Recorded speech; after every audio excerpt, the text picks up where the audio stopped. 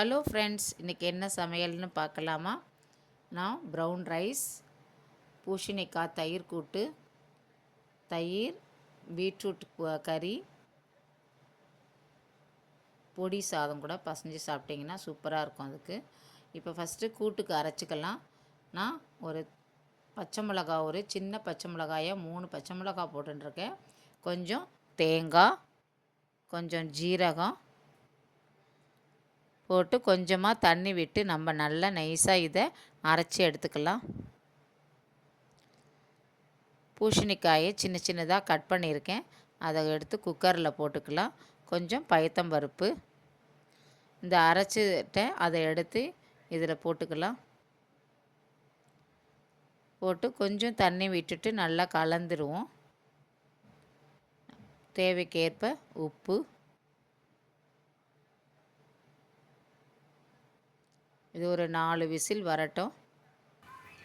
இப்போ நம்ம இதுக்கு தாளிச்சிக்கலாம்.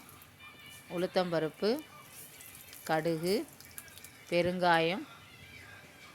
இப்போ பூசணிக்காய் நல்லா வெந்துருச்சு. இது ஆஃப் பண்ணிவிட்டு ஆறின பிறகு அதை திறந்து பார்த்திங்கன்னா நல்லா வெந்துருச்சு பாருங்கள். தாளிச்சதுக்கு இதில் போட்டுக்கலாம். போட்டுட்டு நல்லா 2 கரண்டி தயிர் விட்டுக்கலாம். அதில்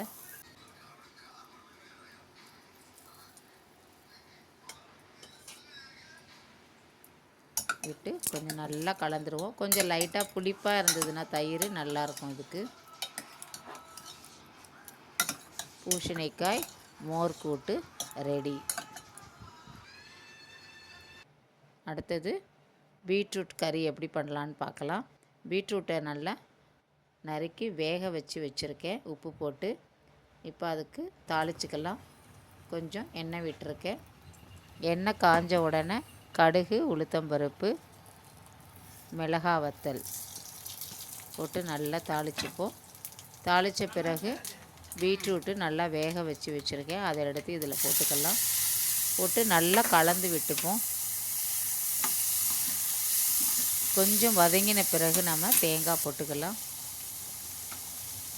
இப்போ தேங்காய் போட்டுப்போம். நல்லா இப்போ கலந்து விட்டுடுவோம். பீட்ரூட் கறி ரெடி.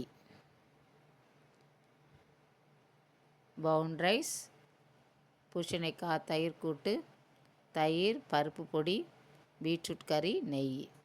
Thank you friends.